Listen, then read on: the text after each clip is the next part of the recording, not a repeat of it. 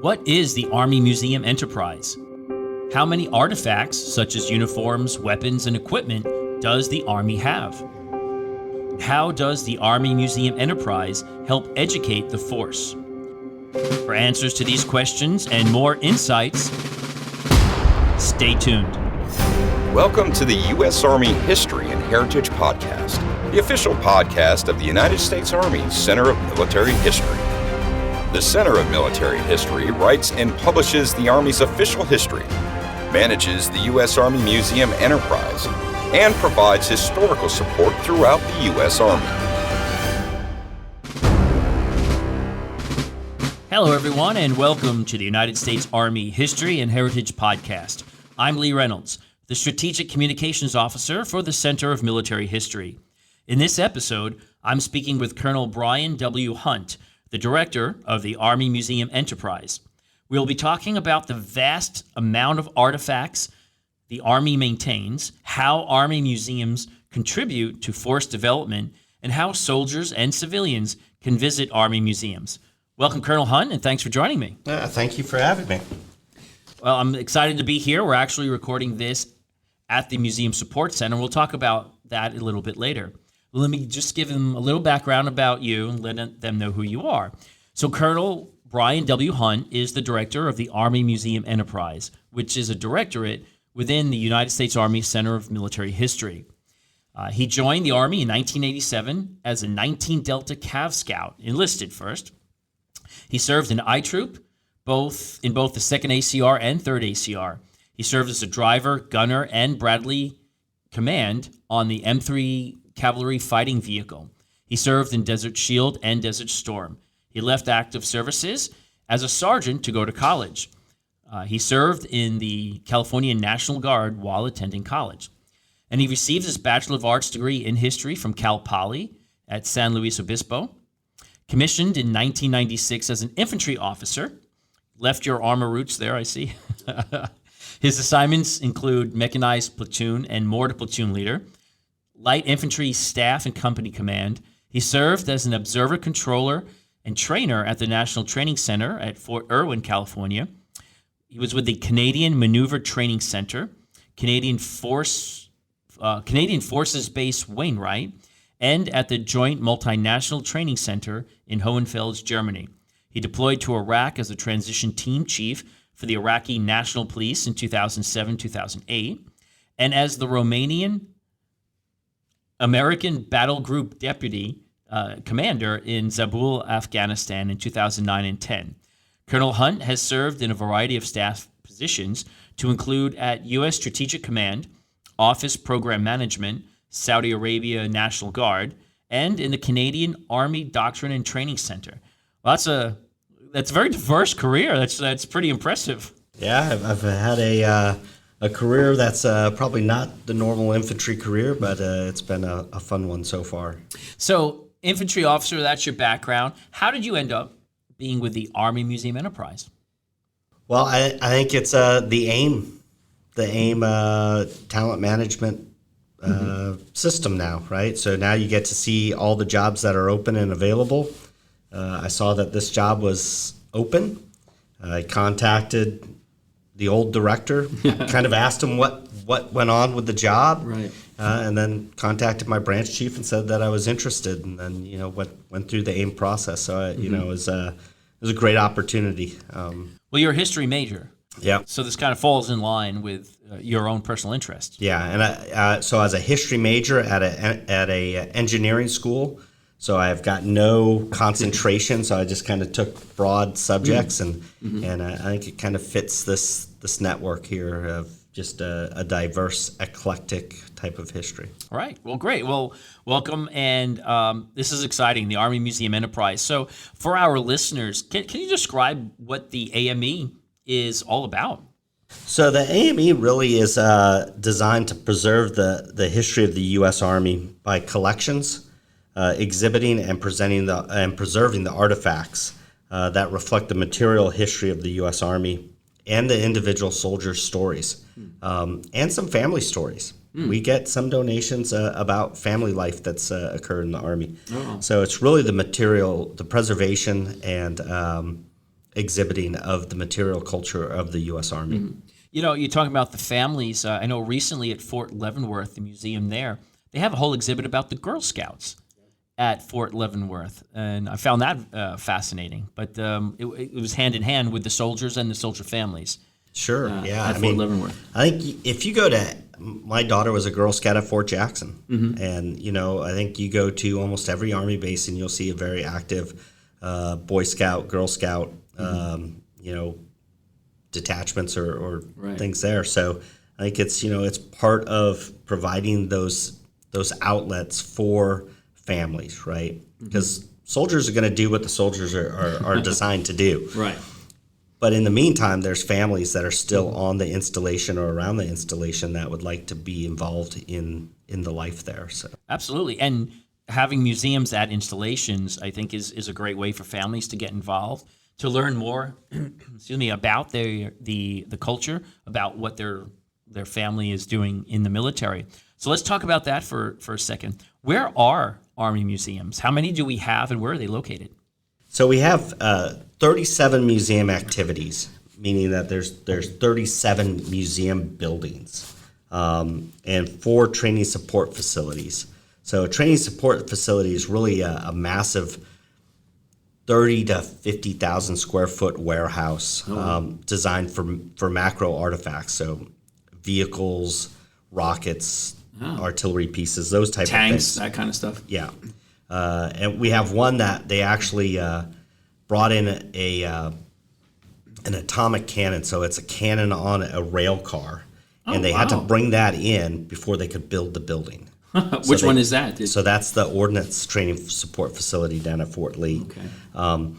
And then we have 2 museum support centers, one here that we're at Fort Belvoir, and then one down at Anniston at the Army Depot at Anniston, Alabama. What's the purpose of the museum support centers? So the museum support centers are really purpose-built facilities to store the artifacts. Most museums have about 10% of their artifacts on display at any given time, and 90% are stored. Oh, wow. And it's interesting, as research and time goes by, what we start to understand is the environmental considerations that actually erode and decay artifacts. So we've got Army regulations that are really tied to industry standards that are established by the Alliance of American Museums that provide for humidity and temperature control, because that's just absolutely critical to the artifacts. Even what type of boxes, like, you know, we unpack things that soldiers packed up and, you know, when units deactivated or, you know, from World War II, Vietnam, and they were put in just wooden boxes. Well, some wood off gases, some wood is treated, and that actually becomes corrosive to the artifacts, or enables infestation of bugs and things like that will eat away at those artifacts. Or you can have a chemical reaction from different types of metals that are stored together. And so So these facilities, especially built to have the right environment, clean air, certain temperature. Yep, and staffed. And staffed. And Yeah, staffed that's for important. people to, when we pull artifacts off of an exhibit or get donated an artifact, they make an assessment, they do some preservation work, then they store it correctly. And so that's like, you know, when you have a uniform, you actually have to put things under between the buttons and the cloth. Oh, right. Because it can tarnish and corrode. And so all acid free, no off gassing, and then they put them into boxes, and then they put them into cabinets that are limit the airflow. Okay. So to really preserve this, because part of our mission is the preservation of these artifacts for the next generations of Americans. Right. I mean, this is the Army's history and heritage that we store here. Sure, and you look at a uniform from World War I, and you can see differences. Like, you've got the standard brass disc on the collar, but then all of a sudden you'll see a uniform we have in the back here at Belvoir, and it's got engineer embroidered branch insignia. Well, those were French. So they had them made in France and attached to the uniform. And when you think about climbing in and out of a trench and doing all the activities that you do in combat, like people lose buttons, they lose epaulets, they lose material, right? So when they sew it on there, that's somebody that really cared about being identified and what their role was. And so you can start telling kind of what the characteristic of a person was and the activities that they were doing in combat. Right. So you mentioned that 10% of most museum artifacts are on display. Is that the same case throughout the Army Museum enterprise? It's probably a little less than 10%, just because we, at the 37 locations, we're on 30 installations. So we have some installations that have multiple museums on them. How many artifacts in the Army collection? So there's roughly about 580,000 artifacts. Wow. And we are decreasing those because some of these were, as a Army developed museums were just kind of developed by command emphasis. And they hired people that were directors and not necessarily museum professionals. Okay. Now, what we have are museum professionals. They have master's degrees in museum studies. They know how to preserve and build storylines to actually create exhibits. But what we found is we have a lot of repetition. We have a lot of the same stuff. And if it's not actually on display in an exhibit, do we need 100 types of this uniform?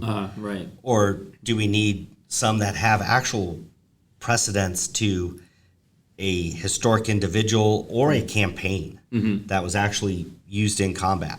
Or is it just somebody's grandpa's uniform out of the attic? Well, yeah. I mean, in my role as the strategic communications officer, I'm getting emails and calls from people a lot saying, Grandpa just passed away. We found his uniforms. We want to donate it to the museum.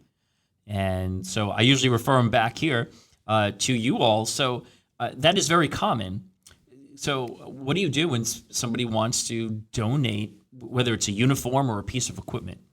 So if there's an Army museum locally, they can get in contact with that museum director. So there is a process.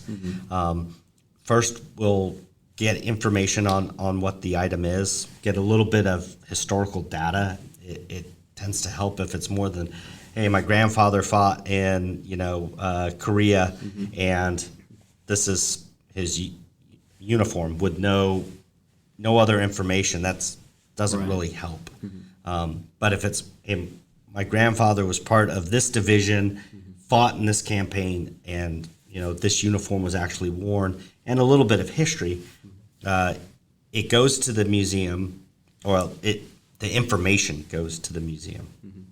The museum director then brings it into the collections committee. So the collections committee are members across the Army Museum enterprise. They sit there, they review it, they make sure that the Army doesn't have a whole lot of that.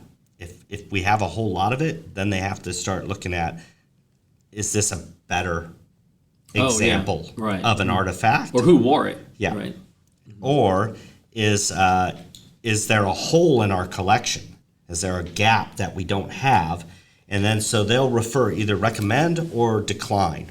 And so if it's recommended, then we'll process it with paperwork, because in the end, the donation is given free and clear to the Army. Okay, right. But I think it's important for people to know that not just because people want to donate it, the Army isn't necessarily going to accept it. Correct. For one reason or another. All right, so let's get back to the museums. You said that there's 37 different, activities.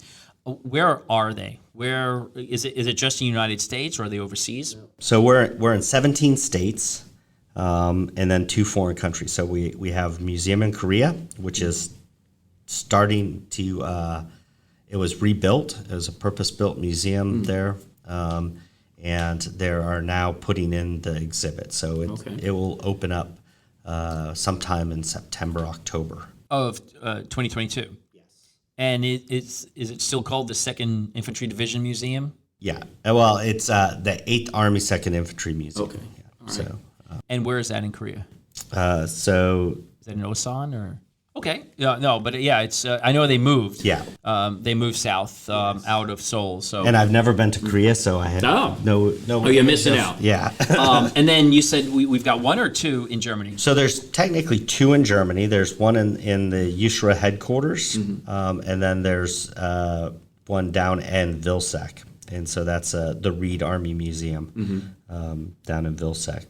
And then throughout the United States, they're basically on active duty posts. Mostly around active duty posts.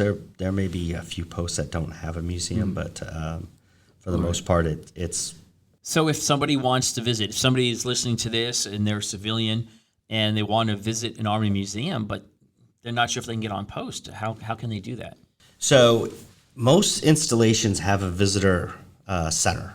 So if you want to go on to the base, you just contact their visitor center, and then it's a matter of filling out a form, and I think a lot of it's real ID. You have to have a real ID driver's license or documentation to get onto the post, and you can say that you just want to visit the museum.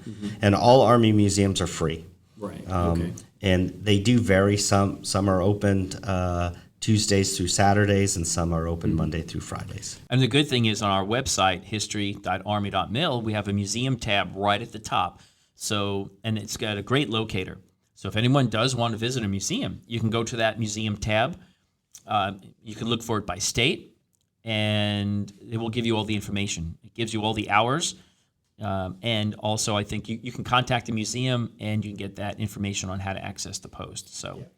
But I think we've got some museums that are starting to open new facilities that are off post. In fact, one in Texas. Let's talk about that real quick.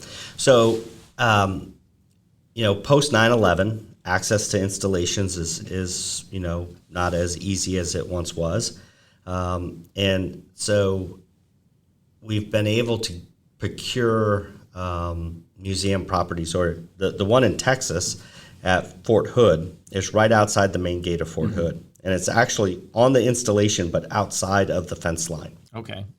So free public access, you don't have to go through a gate or anything like that. Good. And that was actually a gift from a foundation. So they did a capital campaign. They got with the installation, and they drove the building of this. And so it was really a win for the Army. We had 2 museums. We had a 3rd Cavalry Regiment Museum and a 1st Cav Museum, both on the installation, but they were focused on those units. This museum is actually focused on mounted warfare. Oh, okay. So now it's taking the artifacts from those museums. So a large part of those museums will have the history and kind of story of the units that occupy Fort Hood, but it's really going to talk about how the Army transitioned, really from horse to mounted warfare. Oh, wow. Yeah, I think it's called the National Mounted Warfare Museum, I think. National Mounted Warrior Museum.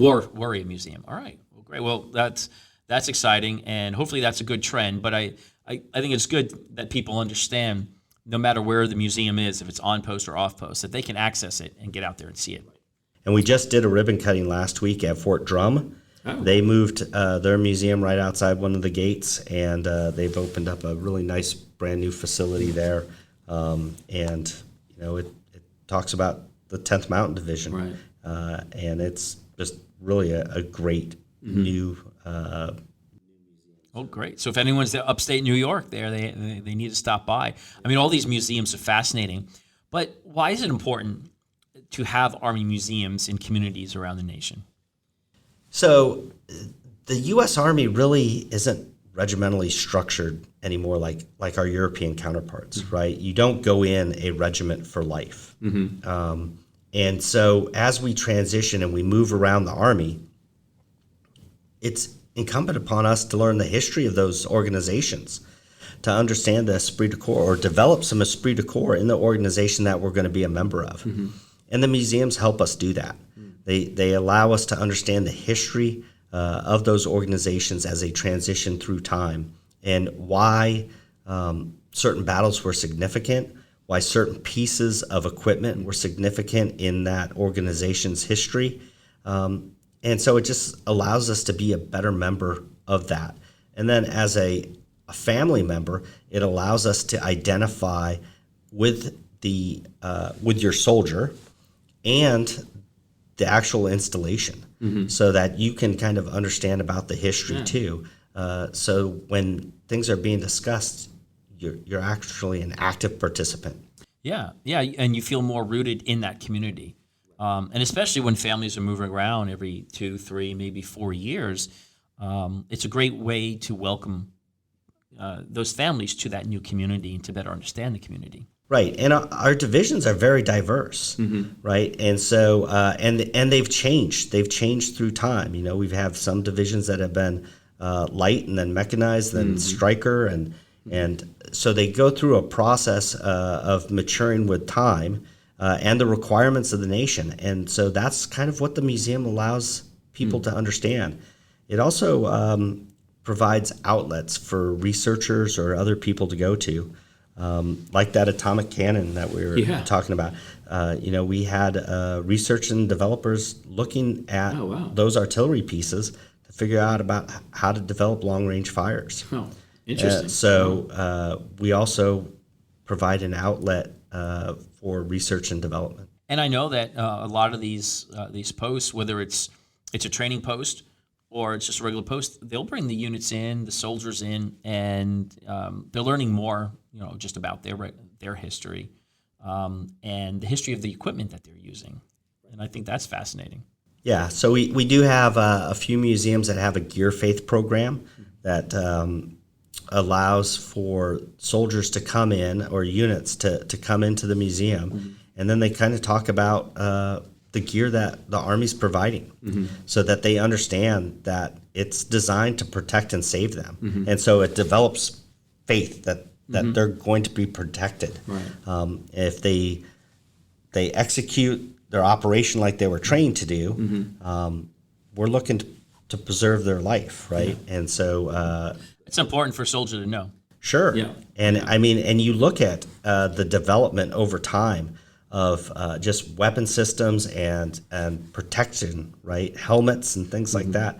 It's pretty fascinating how far we've come. But when you see it in a museum and you see it in an exhibit, and you go look at a World War I helmet, and then you look at a World War II helmet, then all of a sudden you look at the early Kevlar, and now you look at the new helmet, right? And it's pretty fascinating. Yeah. And you understand the reason why those changed over time. And it really all gets down to safety, preserving life. Well, and you look at the technology. We have a training support facility down at Fort Benning. That's the Armor Cav training support facility. And you go look at a World War I tank, and it's riveted, right? And so a riveted tank, because that was kind of the technology at the time. You're talking about steel construction and the development really of that type of creation of a device, right? So it's more than just a tractor. But ships were riveted, right? And then but a tank all of a sudden on the battlefield gets hit by a projectile, and the rivets pop, and it looks like a hairpin falling, blowing apart, right?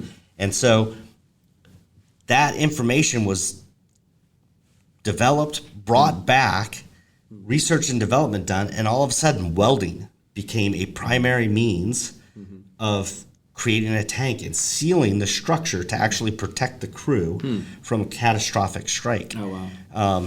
And so you see this over time, and then you look at MRAPs and MATVs and how all of a sudden they're designed to, when they get struck, they go into crumple zones, and it protects the crews inside. So it's absolutely fascinating to look at the development of our machinery just over time, and you don't get that with just pictures. Right.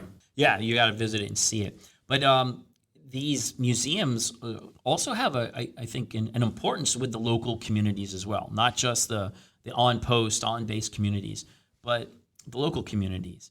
It's like a handshake, isn't it? It's good community relations. People learn more about, why do I have this Army base here? Sure. I mean, you can look at like Fort Jackson.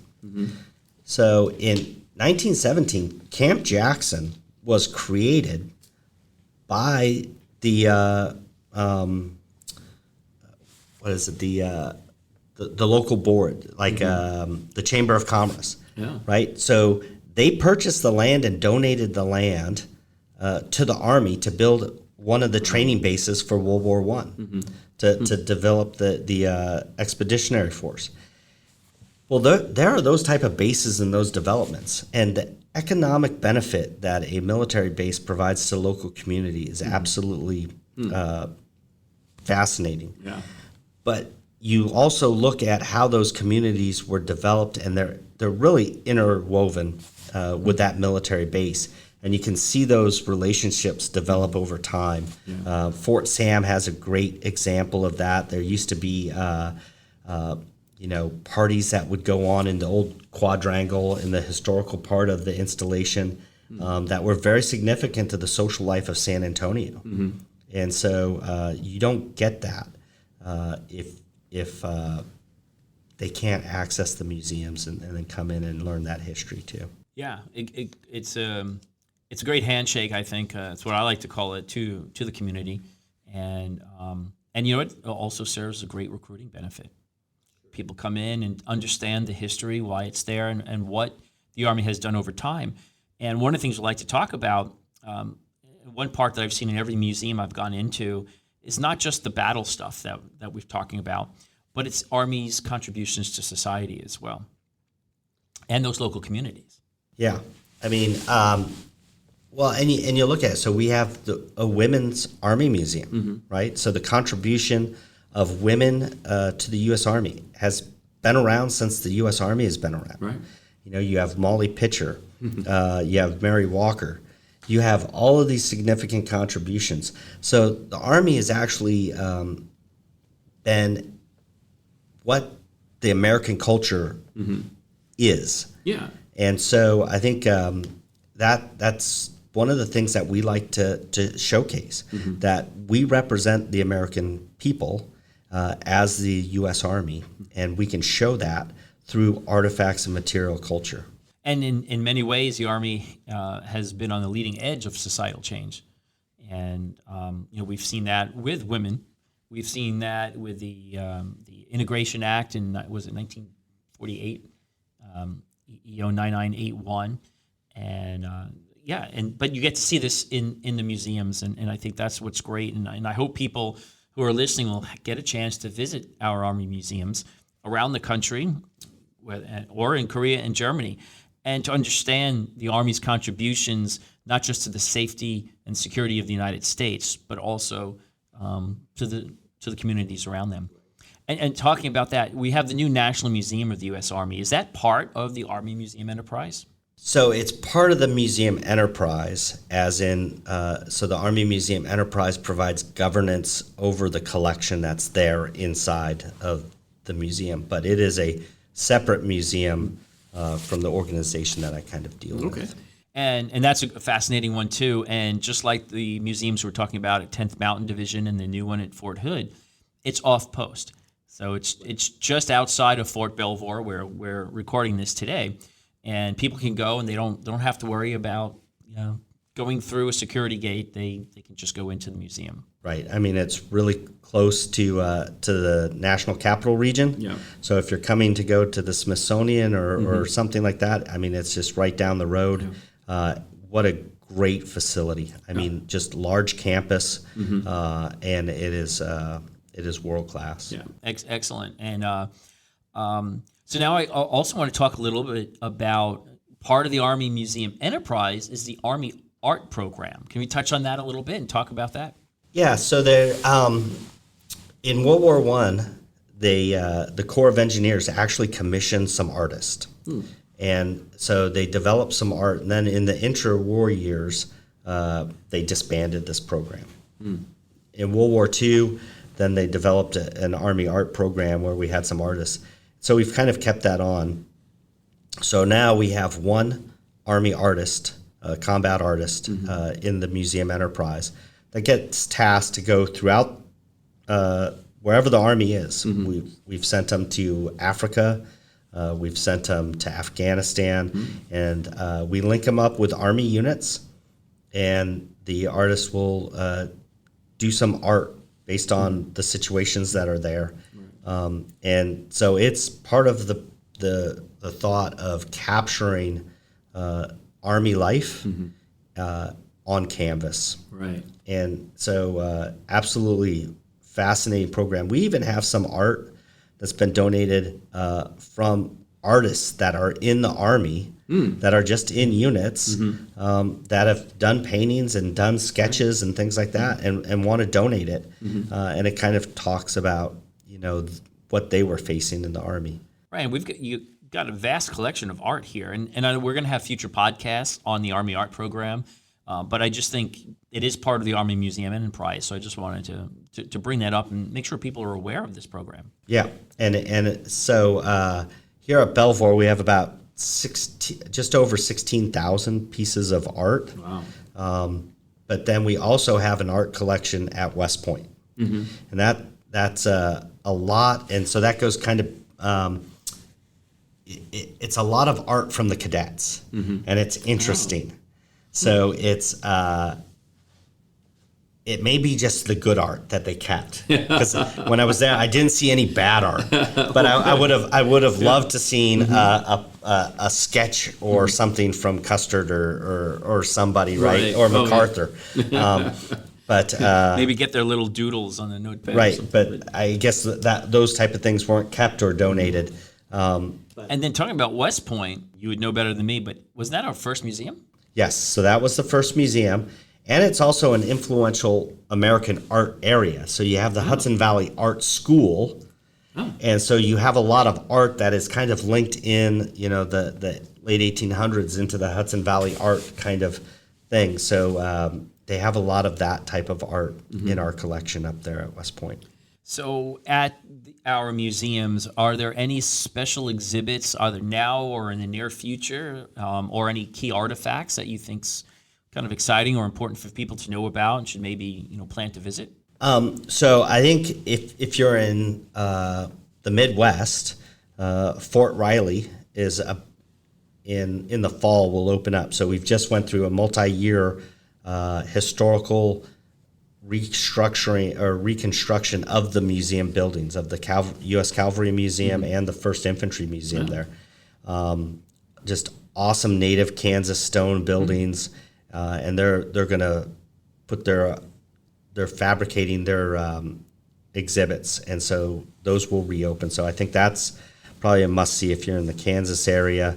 And then I think other exhibits, we just married up a collection from a service member, a female that we got her collection and her uniform, and the whole collection is now back on exhibit at Fort Lee at the Women's Museum. Oh, cool. And so Nice.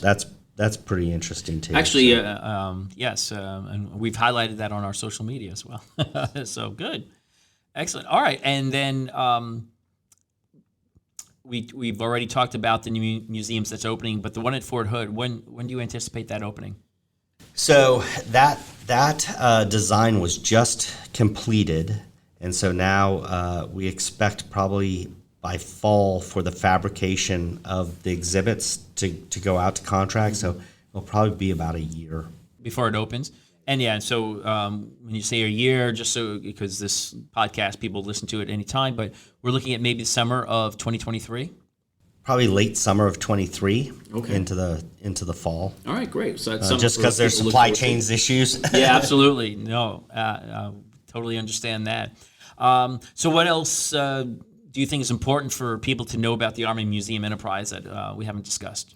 So a lot of our museums have foundations that are linked to them, private organizations that really help us out with volunteers docents, individuals that maybe have a little bit of free time that are interested in history or the community and would like to share that as people come in to visit. So anybody that's interested in history or volunteering, I think if they get in contact with their local museum director and just ask them about ways that they could help out and volunteer, we are always looking for that. It's exciting. Yeah. Sure. Yeah. If you have a passion for history and especially military history, what a great opportunity. Yeah. And it's just a way to give back to the next generations of Americans that come into the museums.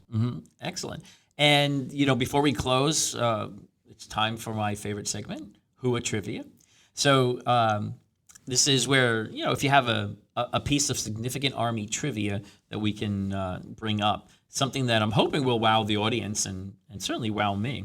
So is there some piece of Army trivia that you want to share about the AME? Yeah. So going back to the West Point art collection. So when I was up there and looking, one of the things I like to ask our curators is, what's your most favorite object in the back of the museum? Question. Yeah.